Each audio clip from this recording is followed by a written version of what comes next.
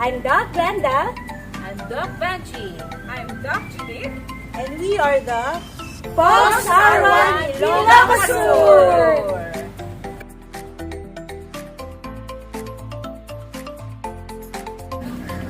Hi, Dr. Yan! Hi, Doc. Long time no see!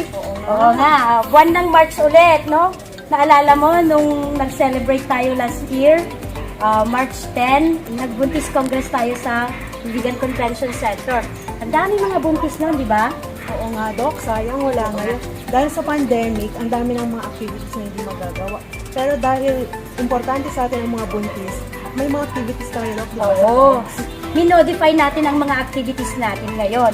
Actually, buong month ng March yata, may activities tayo. Nag-start yan ng search o ginang buntis ng February 11. At napakaganda ng ating representative. And then, to be followed by may mga telekonsulta, may mga nag-lay fora sa radio station, at ito, talk show, yung gagawin natin ngayon. So, marami pa yung may mga distribution of buntis kits sa different RH groups. So, mabibigyan natin sila kahit nasa bahay sila, Oo nga, Doc. door to door. Doc Glenda, tara na. Nandun sila Dr. Banji sa Dr. Judith. Kausapin natin yung ginang buntis natin. Oo nga, ang ganda niya. Tara! Hi! Hello! Saan kayo galing? Doc, nandyan kasi yung ginang buntis natin. Gusto daw makipagkwentuhan sa atin. Talaga? Opo. Saan yun? Pinapakilala ko po ang ating Ginang Buntis 2021 ng Ilocos Sur, representing That's nice. Ilocos Sur, Miss Very Jocelyn Nice Valiera. meeting you. Welcome, ma'am. Upo ka muna. So, ako po si Jocelyn Baliera from Bantay, Ilocos Sur. I'm 32 years old. Bale, 7 months na po akong pregnant. And this is my second baby. Okay, that's good. Jocelyn, eto pala sina Doktora. Si Dr. Evangeline De Vera, past president ng POGS, at saka si Dr. Judith Cristobal. Siya yung present ISMS president. Past And President. past president din siya ng POGS. Hello. Nice meeting you. Nice meeting Mabuti you. naman at nakapasyal ka dito, Jocelyn. Yes, Doc. Sa magchikahan tayo. Tara! Tara. Usap tayo! tayo. Oh. Yan, Josie, pwede ka na magtanong kina Doktora ng kahit ano. Okay po, Doc. Actually po, nung mga first and second month po ng pagbubuntis ko, nakaranas po kasi ako ng spotting. So, ano-ano po ba yung mga causes? And kung ano-ano po yung dapat gawin? Or hindi po ba ito nakakasama sa baby ko? Mabuti naman kung wala kang spotting ngayon. Wala naman po, Okay. Doc. Pag first 3 mga normal lang pag mga unang buwan ng pagbubuntis, lalo na pag sa first few weeks, no, na magkaroon ng spotting. At siguradihan lang natin na walang problema. Investigahin natin through ultrasound. Pagka naman nag-spotting ka, pagka medyo this age, sana, no, mga 7 months na, these are danger signs na kailangang investigahan din, pagpakonsulta sa doktor at alamin natin kung ang inunan ba, mga causes kasi niyan is baka ang inunan ay mababa o kaya yung inunan ay nagse-separate from the uterus, yung sinasabi nilang abruptio placenta o kaya yung gustong lumabas yung baby, yung preterm labor. So, dyan natin kakailanganin ang tulong ng mga dalubhasa o kaya sa health center para mapa-ultrasound ka or whatever na pwede nilang itulong sa iyo. Doc, paano po yung normal lang din po ba na mamaga yung pagbuntis? Pagka malapit ng mga anak, yung mga last few months, last few weeks, the pregnancy, pwedeng mamaga ang paa ng isang buntis dahil sa normally pag matagal na umupo yung mag-gravitate kaya yung tubig sa paa kaya ganon. So ang remedyo nito is sa gabi pag natulog ka, itaas yung paa, ilagay sa unan para tumaas, mas mataas yung paa kaysa yung katawan. Abnormally naman, ang mga causes niyan is pwedeng kung kasama ang high blood, hypertension, that could be pre-eclampsia. O kaya naman may mga cases na yung sinasabi nilang gestational edema, yung mababa ang protina ng isang buntis. So, ganun pa rin ang gamot, magpakonsulta sa mga dalubhasa. Okay? RHU, o kaya sa yung doctor of choice, yung obstetrician of choice. Marami sila. Jocelyn, ngayong buntis ka ba? Nagpabakuna ka na ba? Opo, Doc. Basta alam ko na makakabuti yun sa baby ko and hindi po siya nakaka-harm. And maipapaliwanag sa akin yung mga kung ano-ano ba yung mga kabutihan na itutulot ng pagpapabakuna. Doc, ask ko lang, safe po ba na pabakuna ang mga buntis? May mga bakuna na hindi safe sa mga buntis at meron din na yung mga safe sa pagbubuntis. Kung ikaw ay binigyan ng bakuna this pregnancy or yung nakaraang mong pagbubuntis, yun yung mga safe kagaya ng tetanus, ng flu, or ng pneumonia kung kinakailangan, at meron din ang hepatitis kung kailangan. Ang hindi safe during pregnancy ay yung may mga live attenuated vaccinations. Yung rabies, MMR, and varicella. Doc, may question naman din ako regarding po sa COVID-19 vaccine. Ano naman po ang masasabi nyo in regards to sa pagbibigay sa buntis? Wala pang sapat na basehan na hindi safe ang COVID-19 vaccination. But with this pandemic, ina-advocate din or kailangan din natin bigyan ng mga buntis para maiwasan yung mas complicated or mas matinding komplikasyon ng COVID-19 sa buntis. Ayan mga mommies ha, okay daw ang COVID-19 vaccine sa mga buntis, kaya huwag kayong matakot. Actually, ang CDC, yung sa mga specialista, wala silang studies talaga na yun, definitely na magsabi na this is safe or not. Pero according to investigation, yung mRNA does not cause, hindi siya nakaka-cause ng kaya wag kayo matakot kung mabigyan kayo, hindi siya makaka-cause ng genetic changes sa mga cells. Ibig sabihin, kung nabigyan yung walang teratogenicity.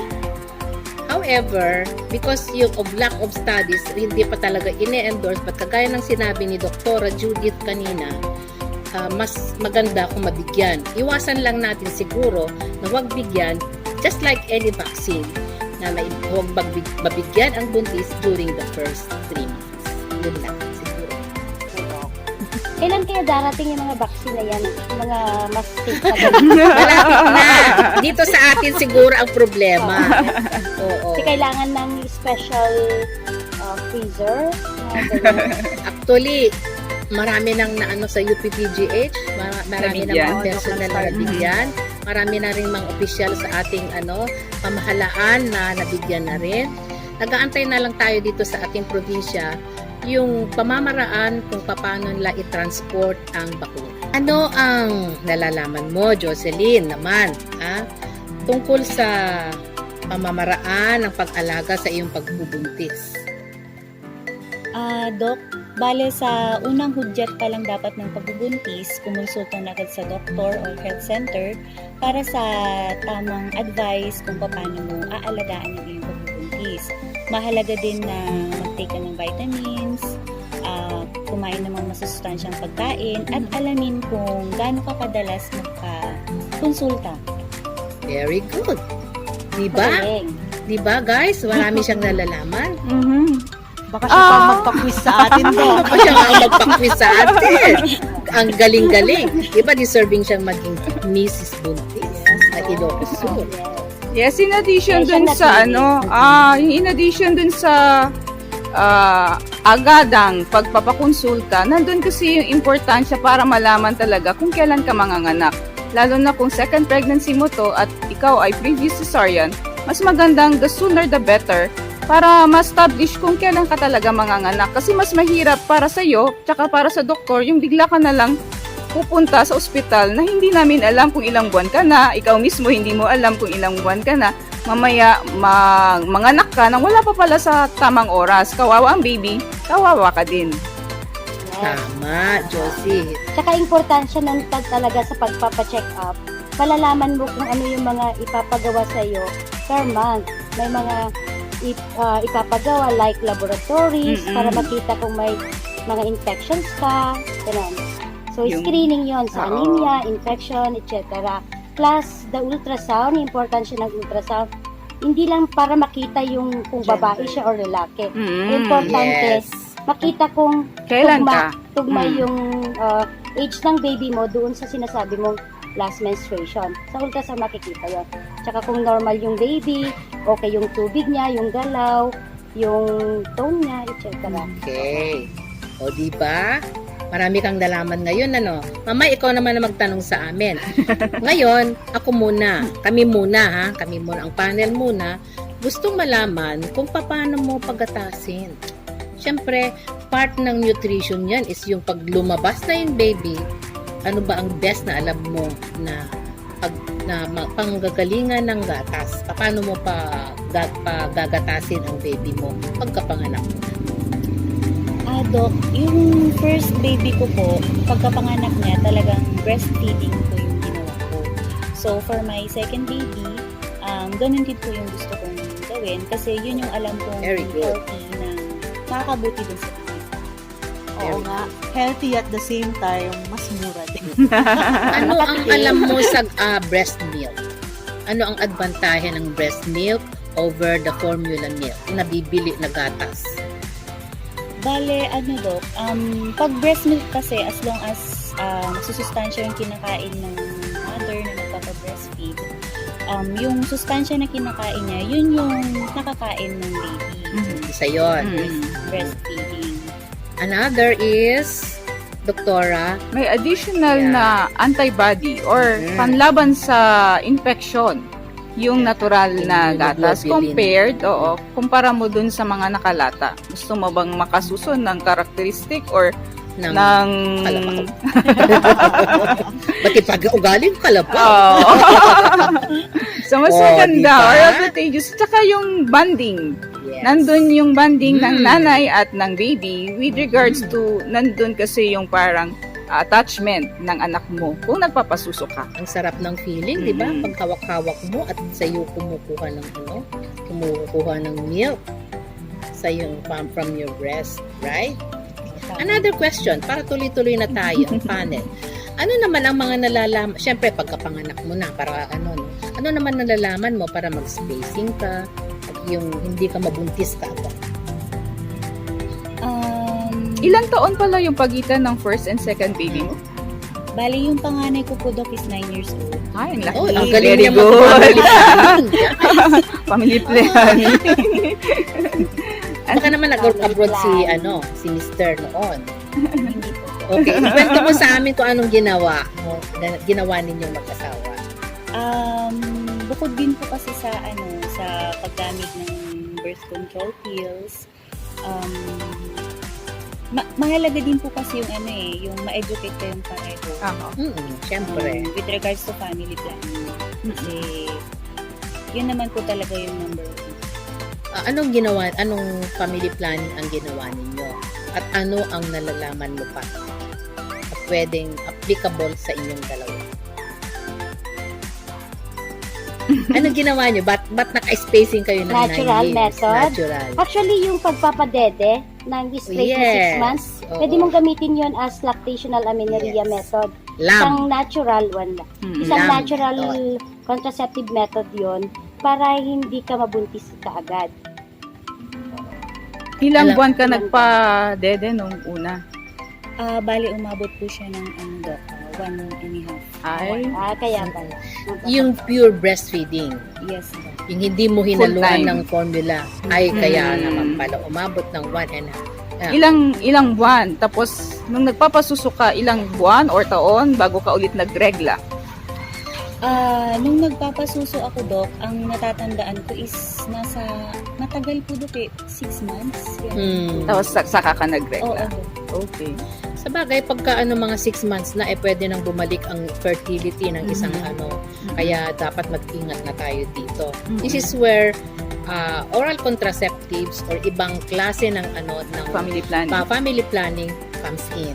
Like oral contraceptive o kaya injectable, pwede ring magpa-IUD, ganon. Pwede ring mga implant. Josie, naniniwala ka ba na dapat ang buntis ay magpa-pap smear aside from mga laboratory test tsaka ultrasound? Nung po Doc, nung first day na nagpa-check up ako, pinap smear po ako ng OB-GYN ko. And Hindi ka naman natakot na ipapop smear ka. actually Doc, natakot ako. Naipaliwanag naman siguro sa'yo kung anong importansya ng pap smear. Yes Doc, naipaliwanag naman po. So, Na pacify. Oo. Medyo nawala yung kaba mo tungkol sa pap smear, di ba? First time mo yon na ma-pap smear ng buntis ka. yes Doc. First, Bago ka nagbuntis, hindi ka naman na-pap smear that time. Kasi you have 9 years of gap. Wala kang pap smear. wala Doc. Okay. Dapat nga talagang mapap smear ka nung time na yon, ano? Ano naman ang concept mo? Ikaw ba ay naniniwala ka ba na ang pap smear pwedeng makakos ng bleeding o makakos ng miscarriage? Yun ba yung kinatatakot mo noon? O baka nandun sa isip mo na pag pinap-smear ako, kapasok yung instrumento sa loob. Baka maano yung baby ko. Ganun ba nasa isip mo? Actually, opo Doc. Si doktora magpapaliwanag niyan kasi yan ang kanyang field. Hindi. Isa sa mga test na kailangan ng isang, yung first timer na magpapacheck up ang pap smear. Lalo na kung hindi regular ang pap smear niya mula noong last na nagbuntis siya or may gap. Okay? Pero sa ngayon, ang recommendation kasi mag-start ang pap smear at the age of 25. Hindi na siya sa 21 ngayon.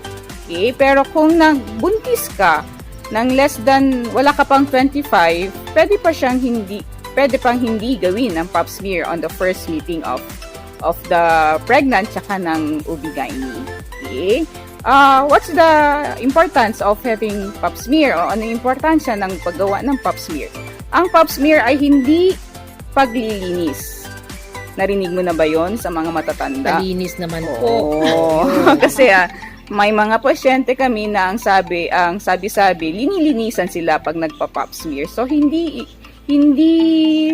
truth or hindi siya yung katotohanan or hindi yun ang base ng paggawa ay ang pagpapa-pap smear, kundi yun ang test kung para malaman natin kung meron kang infection na pwedeng mag-lead on to a cervical cancer or kung meron bang precancerous na pagbabago dun sa kwelyo ng matres na binabasa ng pap smear.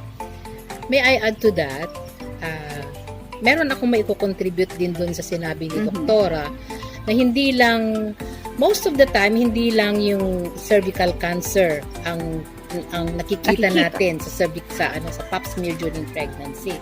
Pero isa din na kung nakikita natin yung mga resulta tayo mga OB, yung ating mga pap smear ng mga patients natin na rin yung sinasabi nilang bacterial vaginosis. Ano ang significance nito sa mga pregnant? Siguro kung baka normal yung sayo pero may mga iba kasi na nasa sign out na bacterial vaginosis ang isa sa mga results ng ng pap smear. And ang significance nito is yung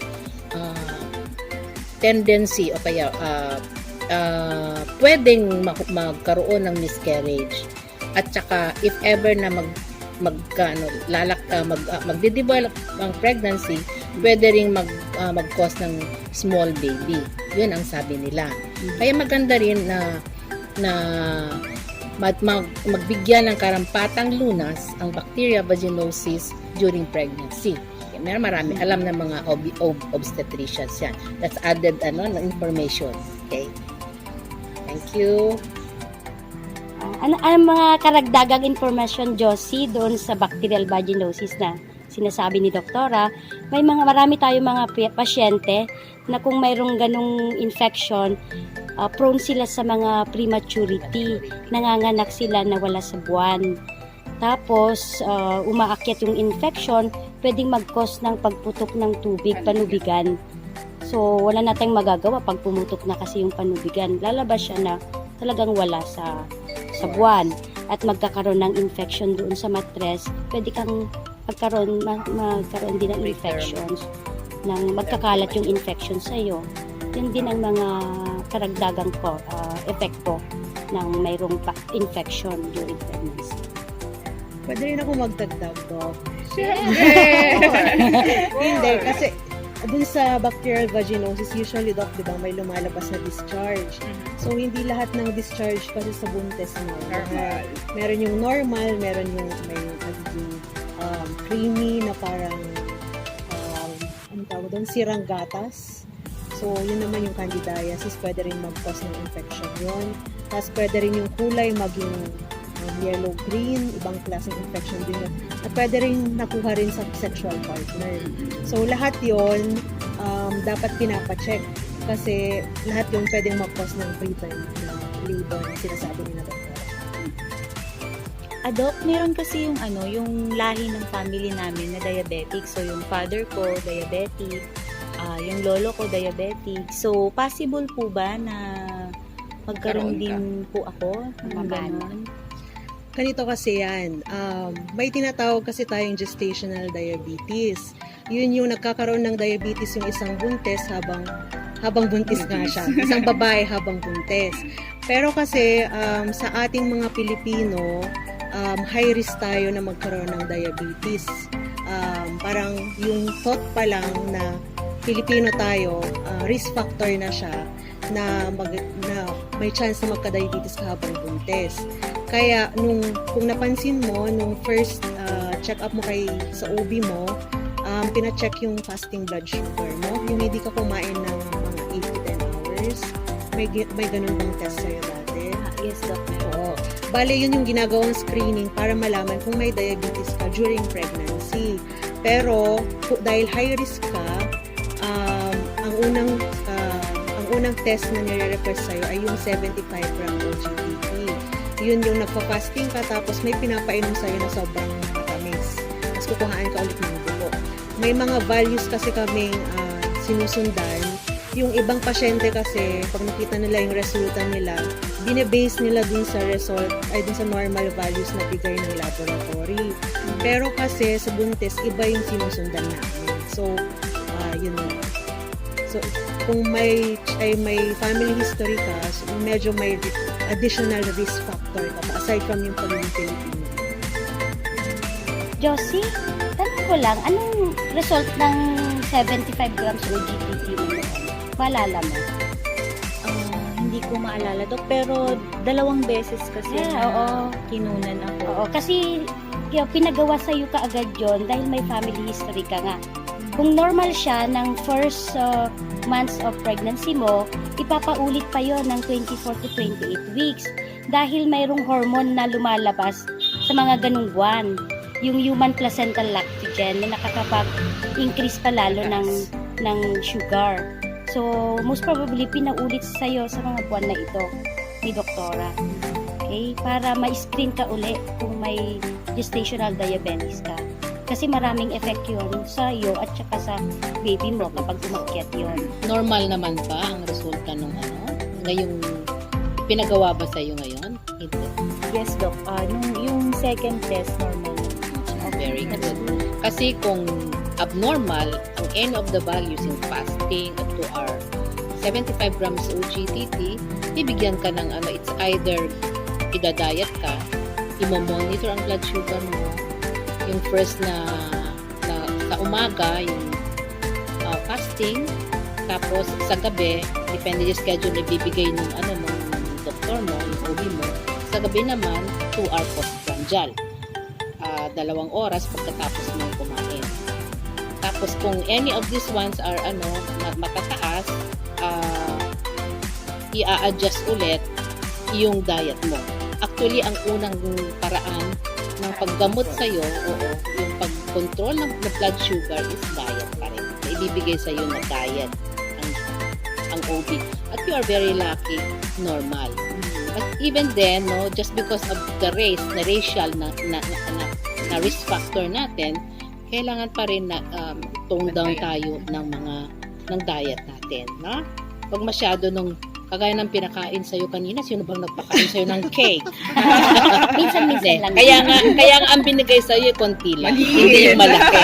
It's the small size lang. Okay? Dok, kailan kaya babalik yung dating katawan ko? Kasi nakikita ko yung katawan ko sobrang dami ng changes eh. Kahit gusto kong mag-sleeveless, nangingitim yung kilikili ko, yung leeg ko, lumalaki din yung ilong ko. So, possible kaya na bumalik pa yun, Dok? Of course, babalik yan. Pati yung mga napapansin mong pagbabago, normal physiologic changes ng pagbubuntis yan. Normal lang yan. Hindi naman ikaw naiiba sa mga buntis. May mga different or iba-iba lang yung percentage or rate. May 9/10, 5/10. No. Since nandyan na yung pagbabago ng iyong katawan, babalik din yan earliest is 6 weeks after kang manganak. Tapos maging matyaga ka lang, ang unang-una mo mapapansin yung pagbabawas ng timbang mo. Mas maganda yung pagpapasuso din kasi natutulungan kang mabawasan ng timbang ng mas mabilis. Tapos, wag mong wag mong gamitan ng gidlid. Hilot. Yung pangingitim, kasi kusa naman siyang maaalis, madadala lang ng paliligo, matatanggal yung dead skin or dry skin eventually. The earliest is after 6 weeks. Matanong ko nga, Josie, ano ba yung gusto mong mawala sa'yo? Yung unang gusto mong mawala sa'yo? Siyempre, Dok, yung stretch mark. Yes! Stretch mark. Oo, unang-una pag buntis, ang sabi nila ay magpahid ng lotion na may vitamin A and E. It will help in the prevention of stretch marks. Pero may mga buntis talaga na prone. Kung prone ka, talaga to stretch mark, talagang magkakaroon ka. Meron namang hindi, kahit na ako ang halimbawa. I had twins, no, my pundik height was 42, no. And pero wala akong stretch mark. Ibig sabihin, wala talaga akong stretch. Kung di ako nasira, siguro pwede ako mag-two-piece.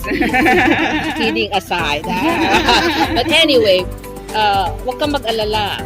Medyo, mag-lotion lang.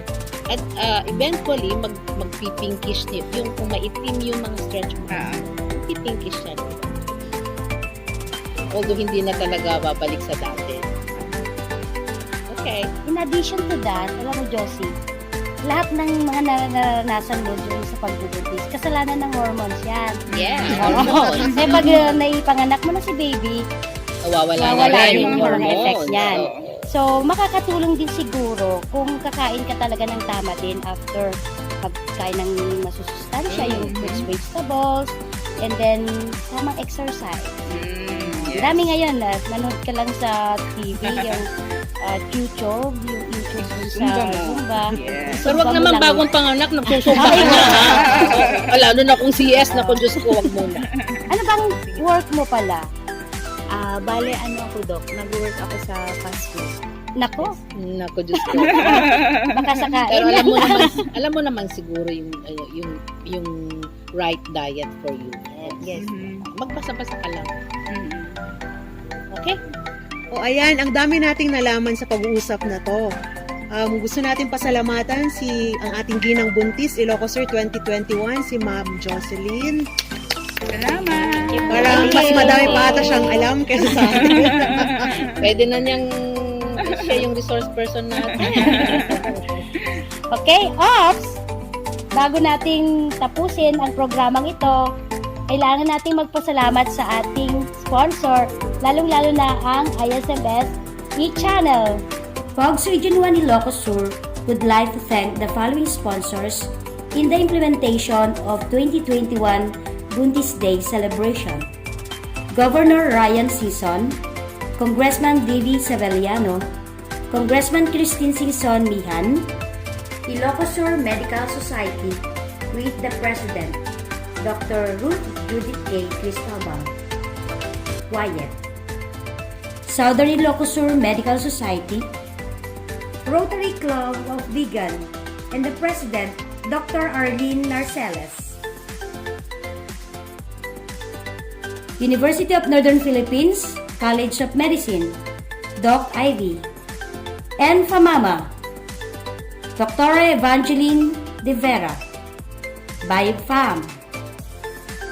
Multicare, Katay, Wilkins, Megasoft, Suero General Hospital, Mr. El Hero Favis, Mrs. Maylene Takata, Tolentino Clinic and Hospital, Dr. Lovella Cuevas, BS Pharmacy, Therese Villegas, DKT, Santo Cristo Hospital, Dr. Aya Gumyong, ECE, Unilab, Naflora, Michael Rabino, Women's Health, Abbott, Metropolitan Pharma, and BSB. Thank you very much. Maraming salamat sa pakikinig. Hanggang sa muli! Bye!